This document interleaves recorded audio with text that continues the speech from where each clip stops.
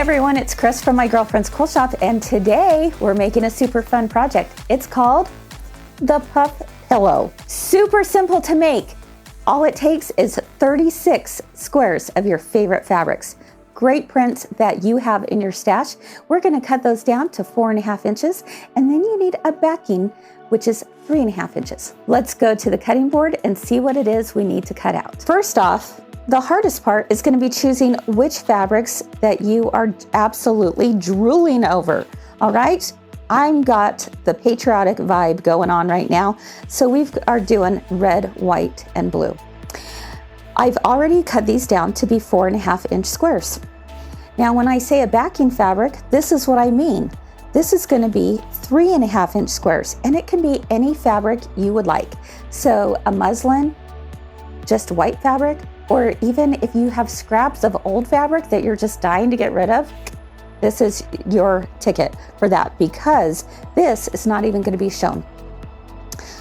The whole idea with this is that we are going to take a 4.5 inch square and match it up to a 3.5 inch square. What? This is what I mean. We're going to go ahead and line it up in the top right-hand corner, take it to the machine, and then I need to put the bottom right-hand corner into the right-hand corner of my underpiece. How's that done? Well, I'm simply going to do this and create a pleat by folding this over. And I'll show you at the machine how we're going to do that pretty easily. Okay, and we just sew down here. Now, something to make sure that you do is normally we have a 1/4 inch seam allowance. This time we need to do about half of that. Let's say an 1/8 inch seam allowance, because later on when these all come together, that's it. Oh my gosh, look at this! So fun. Oh my goodness. What are we doing, boss? There we go. 4.5 inch square to a 3.5 inch square. Let's take it to the sewing machine. We'll start right here at the top right hand corner. And I'll put my foot down.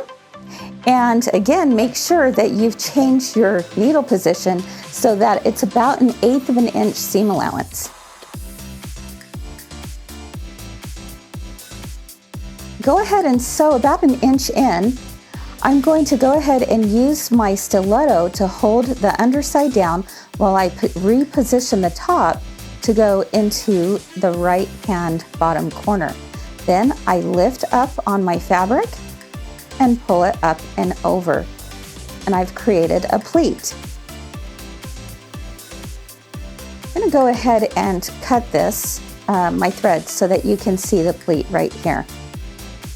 All right, so I started here, I've gone over, I've created this little pleat right in the center, near the center, and I finished all the way around. Now I'll go to the next side and do the same thing. With my presser foot ready, I will go ahead and stitch about 1 inch, pull this top fabric up, take my stiletto and hold it down, the underside down. Then with my fabric, I'm just going to line those two pieces up at the corner, lift up, and pull over.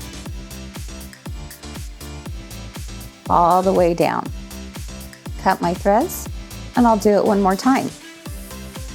But I promise there's an easier way to do this, and I'll show you in just a minute. Go ahead and start stitching.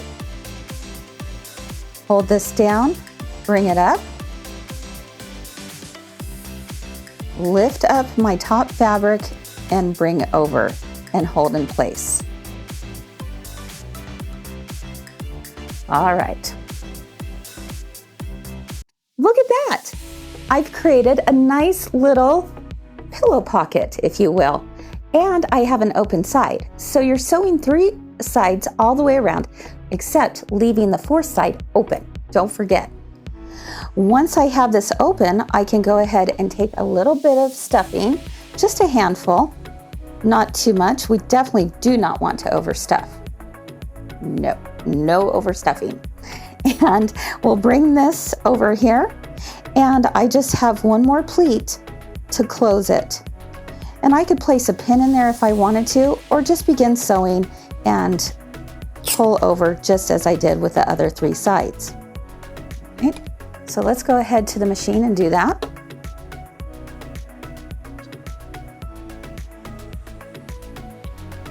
Again, I'm holding down my fabric with this and pulling it over to close.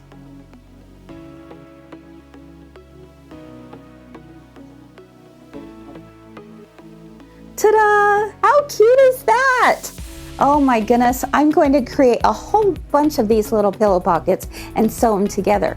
Now, I told you there was a little bit easier way, maybe not necessarily easier, but faster. It's called chain piecing, and it's really easy to do, just like you would with a normal quilt.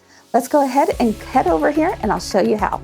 Okay, lining up my 2 top right-hand corners, I'll begin stitching. When I get a little ways into it, that's when I will lift up my top fabric, hold down my bottom, and bring those 2 pieces together at the corner, lift up and over.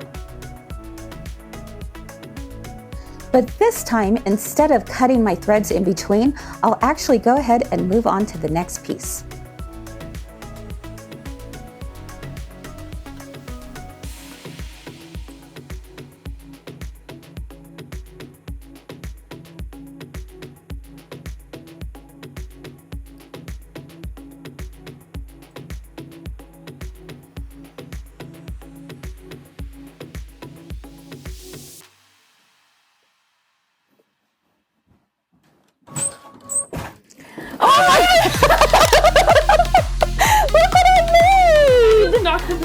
I had the best of friends.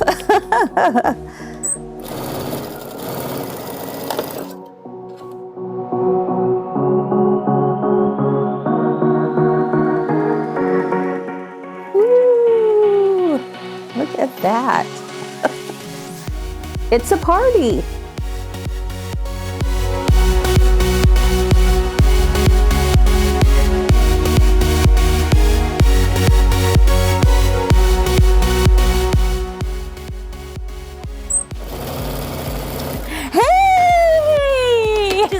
Say, oh, okay. I'm leaving. I'm going back to the Logan store. Okay, so let's do a little hip dance. Boom. Yeah. Woo. Hey, look at you! Woo. There we go. There we go. This is over and over and over again. That's why you have to have some music and just have fun sewing.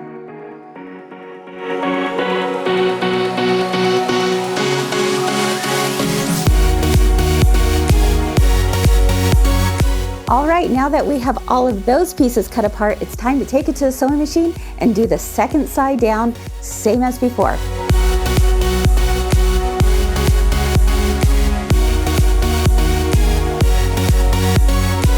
Round 2, all done.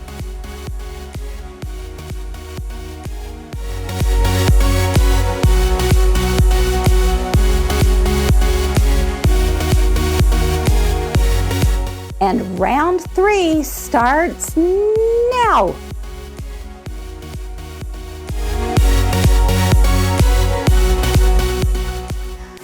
All right, now that you have your little pillow pockets sewn around 3 of the sides, it's time to bring those sides together as rows and then the rows together as one big pillow. You ready to see how this is done? But if you think that we're stuffing this pillow yet, hold on, that's a step yet to come. So we're gonna go ahead and lay out your rows according to what you think looks good. But this is the thing, make sure that the openings are all facing the same direction. All right, so we wouldn't want an opening up here, we want it down here. And you'll see why in just a minute. It's gonna make this go together really slick. Okay, I like that layout for my first row. I'm going to now take it to the sewing machine, put right sides together, and this time I do want it to be 1/4 inch seam allowance.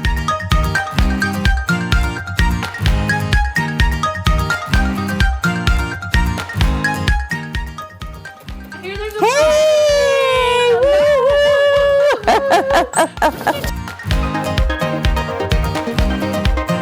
There we go, boom.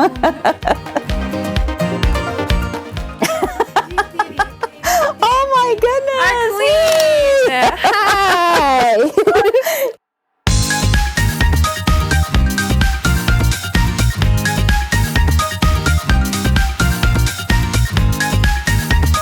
With all of this being put together, it's time to bring all those rows together.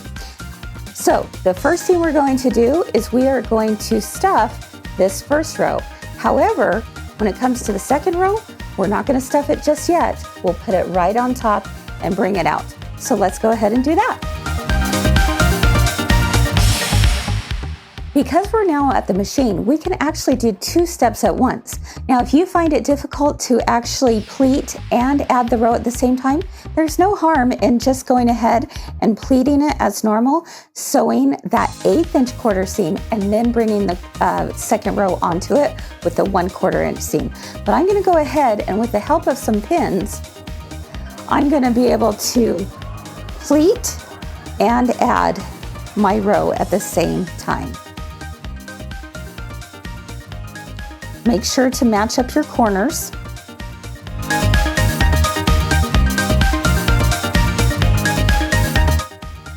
One of the easiest ways to pleat in this manner is just to pinch it in the middle and then bring it over.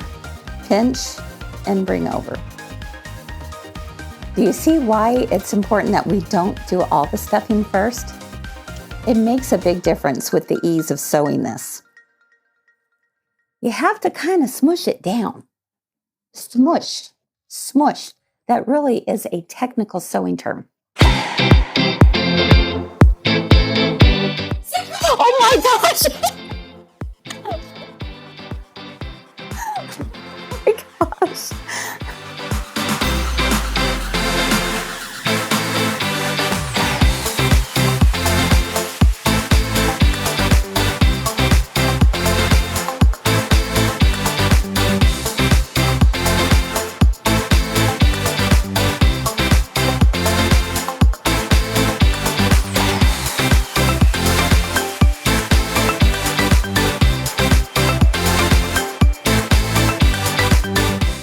Okay, it's all done. Well, almost. We need to add the backing onto this cute pillow. Isn't that fun? You can see that the reason why it doesn't matter what you have as the bottom layer is because you won't even see it once it's in the pillow. So once you have all 36 squares put together, it's time to add on an envelope closure back. All I did was I cut 2 pieces of fabric for the back that are 11 by 18 inches long, and I just did a really simple hem on one edge of both sides that will go in the center. All right, so what we're gonna do here is we're gonna lay this pillow on top with the right side facing up, and we'll take our back pieces and lay those with right side facing down. And you're gonna notice there's an overlap here. That's good, that's what we want. And now I do one final pinning all the way around.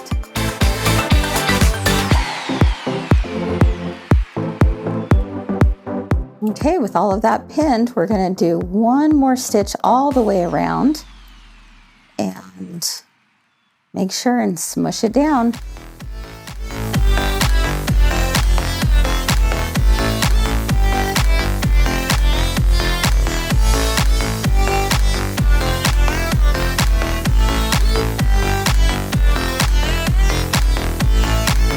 Look how cute! I can't wait to see what you make.